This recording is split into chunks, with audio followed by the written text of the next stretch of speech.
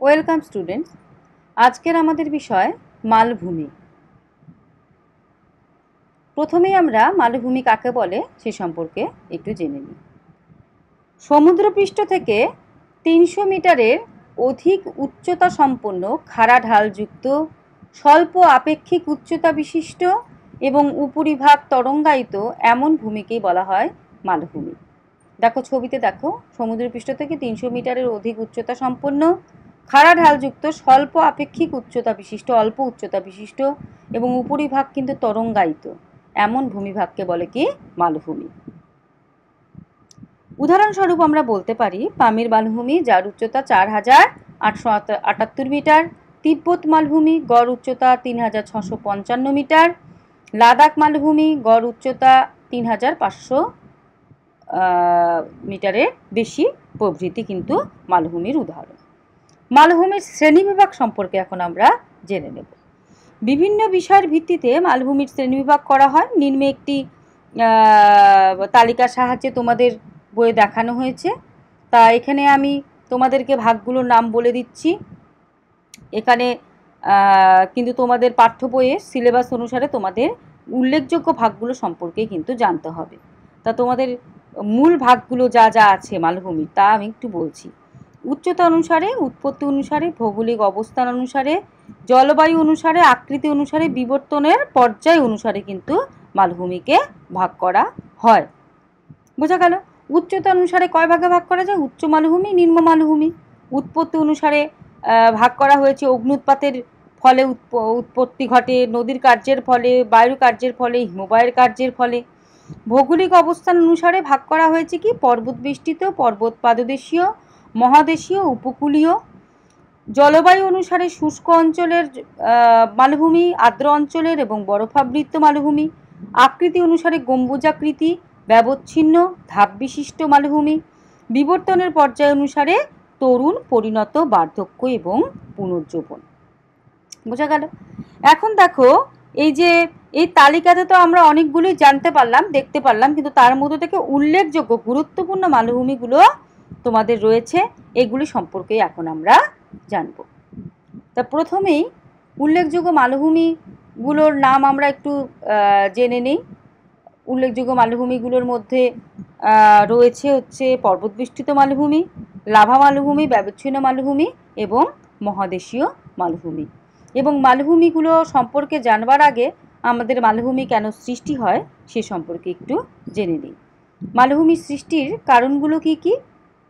দেখো, ভূ আন্দোলন, পাত সঞ্চালন, ভূপৃষ্ঠে সঞ্চয় সাধন এবং ভূপৃষ্ঠে ক্ষয় সাধন। তাহলে দেখো, এই যে ভূ আন্দোলনের ফলে যে হচ্ছে মালভূমি সৃষ্টি, তার মানে সেটা কিভাবে হচ্ছে? ভূ আন্দোলনকে দুভাগে ভাগ করা যায়। এক কি মহীভাবক আলোড়ন, আরেকটা হচ্ছে গিরিজলি। মহীভাবক ভূ আন্দোলন লম্বভাবে ভূপৃষ্ঠে চাপ প্রদান করে, লম্বভাবে হয়, বিস্তীর্ণ ভূমিভাগ উঠিয়ে মালভূমির সৃষ্টি হয়, যেমন কি আফ্রিকার মালভূমি।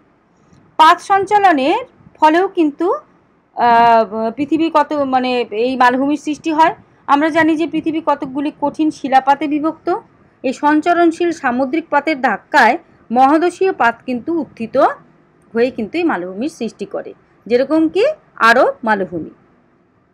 তারপর কি ভূপৃষ্ঠে সঞ্চয় সাধন, ভূগর্ভের ফাটল দিয়ে গলিত ম্যাগমা বা লাভা ভূপৃষ্ঠে দুর্বল স্থান দিয়ে উঠে আসে এবং ভূপৃষ্ঠে সঞ্চিত হয়ে মালভূমি গঠন করে, যেমন কি মহারাষ্ট্রের মালভূমি। ভূপৃষ্ঠের ক্ষয় সাধন, প্রাকৃতিক শক্তির দ্বারা, যেরকম নদী, বায়ু, হিমবাহ ক্ষয়ের ফলে উচ্চভূমি ক্ষয়প্রাপ্ত হয়ে মালভূমিতে পরিণত হয়, যেমন ইউরোপের ক্যালেডোনিয়ান উচ্চভূমির অবশিষ্ট রূপ ফিজেল্ট মালভূমি, ভারতের বুন্দেলখণ্ড এবং বাগেলখণ্ড মালভূমি। তাহলে মালভূমি কিন্তু এই ভূ আন্দোলন, পাত সঞ্চালন, ভূপৃষ্ঠে সঞ্চয় সাধন এবং ভূপৃষ্ঠে ক্ষয় সাধনের ফলে কিন্তু সৃষ্টি হয়ে থাকে। এখন আমরা মালভূমির বৈশিষ্ট্যগুলো একটু জেনে নিই। মালভূমির বৈশিষ্ট্যগুলো কি কি? উচ্চতা। সাধারণভাবে মালভূমি সমুদ্রপৃষ্ঠ থেকে ৩০০ থেকে ৬০০ মিটারের মধ্যে সীমাবদ্ধ, তবে কোনো কোনো ক্ষেত্রে এই উচ্চতা অনেক বেশি হয়। যেমন লাদাখ মালভূমির গড় উচ্চতা ৪,০০০ মিটারেরও বেশি লাদাখ মালভূমির। তাই শুধু উচ্চতা নয়, অন্যান্য বৈশিষ্ট্য দেখেও কিন্তু মালভূমি চিহ্নিত করা যায়। এছাড়া উচ্চতা ছাড়াও কিন্তু অন্যান্য বৈশিষ্ট্য দেখেও কিন্তু মালভূমি চিহ্নিত করা যায়। যেমন বিস্তীর্ণ উচ্চভূমি। মালভূমি কম করেও 300 মিটারের অধিক উঁচুতে এবং বিস্তীর্ণ এলাকা জুড়ে কিন্তু অবস্থান করে। মালভূমি কি বিস্তীর্ণ এলাকা জুড়ে অবস্থান করে। ভূভাগ। মালভূমির ভূভাগ বন্ধুর এবং তরঙ্গায়িত। খাড়াই ঢাল। মালভূমির সীমান্তবর্তী এলাকায় ঢাল কিন্তু খুবই খাড়াই হয়ে থাকে। উপরিভাগে তরঙ্গায়িত বা প্রায় সমতল এবং প্রান্তভাগ খাড়াই হওয়ায় মালভূমির আকৃতি কিন্তু টেবিলের মতন হয়। প্রান্তীয় ভাগটা খাড়া হয়, কি হয়, মালভূমির আকৃতি টেবিলের মতন হয়ে থাকে। তাই মালভূমিকে কিন্তু টেবিল ল্যান্ড বা অধীর ত্বকাও কিন্তু বলা হয়ে থাকে। বোঝা গেল? এই গেল মালভূমির বৈশিষ্ট্য। এখন আমরা মালভূমির উল্লেখযোগ্য যে মালভূমিগুলো রয়েছে সে সম্পর্কে জানব। উল্লেখযোগ্য মালভূমির মধ্যে প্রথমেই রয়েছে কি পর্বত বেষ্টিত মালভূমি। তাহলে পর্বত বেষ্টিত মালভূমি কাকে বলে? দেখো, ভঙ্গিল পর্বত সৃষ্টির সময় দুটি পর্বতের মধ্যবর্তী স্থান উচ্চ হয়ে ভূ আন্দোলন অথবা পাত সঞ্চালনের প্রভাবে উচ্চ হয়ে যে মালভূমির সৃষ্টি করে, যার চারদিক পর্বত বেষ্টিত হয়, একে বলা হচ্ছে কি পর্বত বেষ্টিত মালভূমি।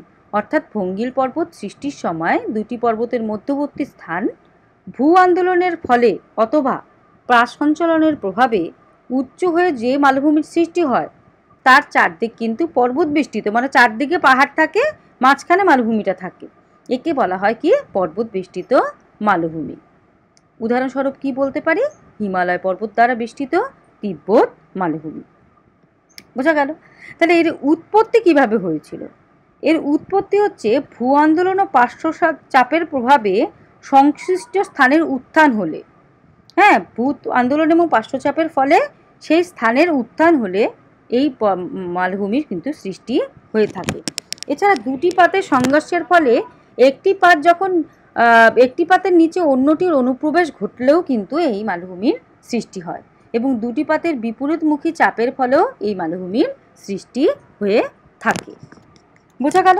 তাহলে দুটি পাতের সঞ্চালনের ফলে অর্থাৎ বিপরীতমুখী চাপের প্রভাবে এই মালভূমির সৃষ্টি হয় এবং দুটি পাতের সংঘর্ষের ফলে একটি পাতের নিচে অন্যটির অনুপ্রবেশ ঘটলেও কিন্তু এই মালভূমির সৃষ্টি হয়ে থাকে।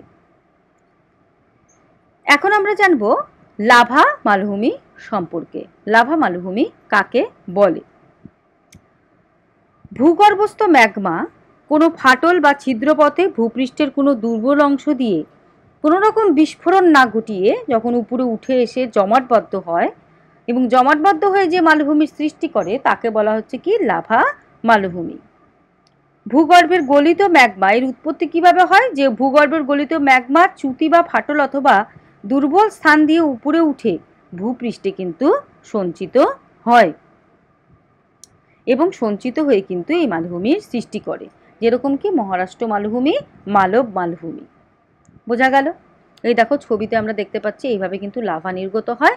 লাভা নির্গত হয়ে কিন্তু উপরে এসে জমাটবদ্ধ হয়ে কিন্তু এই মালভূমির সৃষ্টি করে। এখন আমরা জানব ব্যবচ্ছিন্ন মালভূমি। ব্যবচ্ছিন্ন মালভূমি কাকে বলা হয়?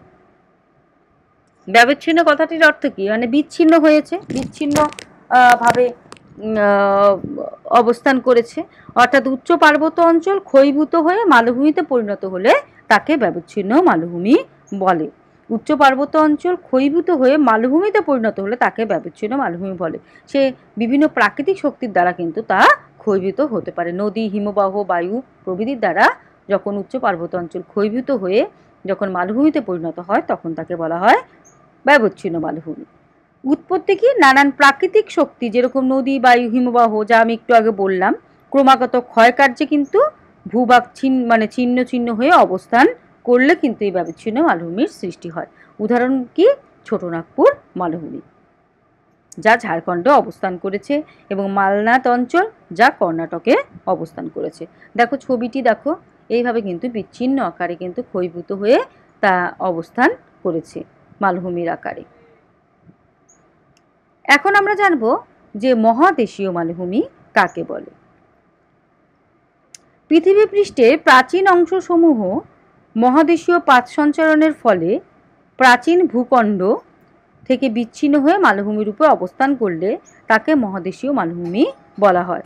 মহাদেশীয় মালভূমি প্রাচীন শিলা দ্বারা গঠিত বলে এদেরকে শিল্ড বলা হয় এই মহাদেশীয় মালভূমি কি প্রাচীন শিলা দ্বারা গঠিত, তাই এদেরকে কি বলে, শিল্ট বলে।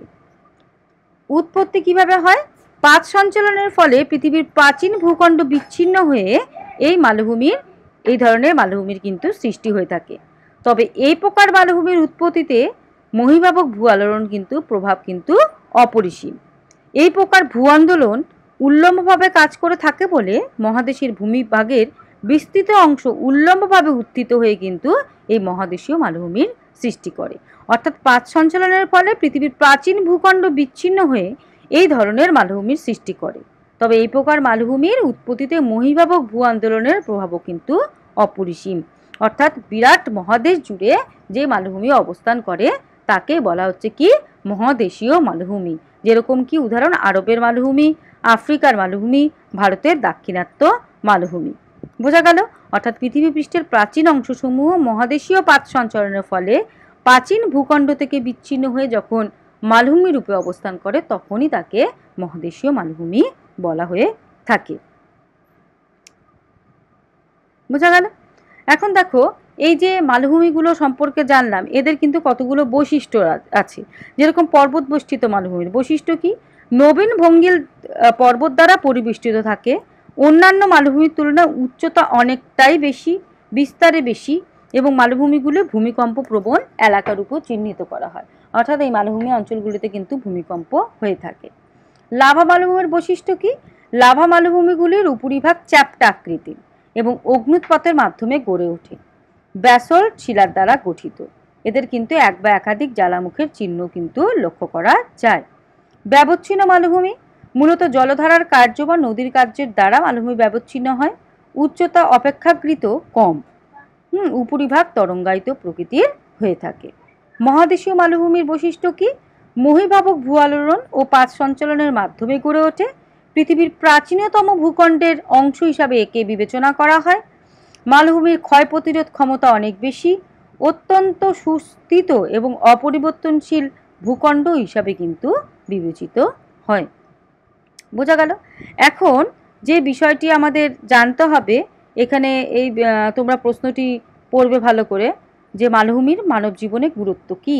মানব জীবনে জীবন ধারণ, জীবিকা অর্জনে মালভূমির গুরুত্ব কিন্তু অপরিসীম।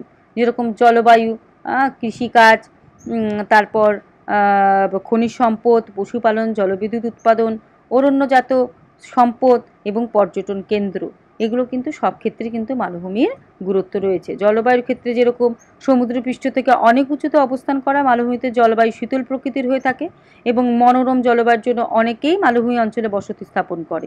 এছাড়া মালভূমি অঞ্চলে কৃষিকাজের সুযোগ কম, তবুও কোনো কোনো ক্ষেত্রে কঠিন শিলায় উর্বর মৃত্তিকায় আবরণ থাকে, সেক্ষেত্রে কিন্তু চাষবাসের উন্নতি ঘটে।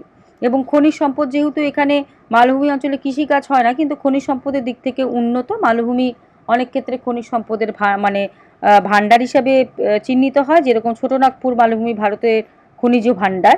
এছাড়া পশুপালন ব্যবস্থার উন্নতিতে মালভূমির বিশেষ প্রভাব বিদ্যমান। শুষ্ক এবং প্রায় শুষ্ক জলবায়ু অঞ্চলে মালভূমিতে প্রচুর পরিমাণে তৃণের সৃষ্টি হয়, তাই গবাদি পশুপালনের সুবিধা হয়। এছাড়া মালভূমি যেহেতু তরঙ্গায়িত, তাই সেই অঞ্চলের উপর দিয়ে প্রবাহিত নদীগুলো খরস্রোত সম্পন্ন হয়, তার ফলে সেখানে জলবিদ্যুৎ উৎপন্ন করা হয়। এছাড়া কৃষিকাজের বিস্তার না ঘটায় পতিত জমিতে অরণ্যের বিস্তার ঘটেছে, তাই মালভূমি অঞ্চল থেকে প্রচুর পরিমাণে অরণ্যজাত সম্পদ সংগ্রহ করা হয়।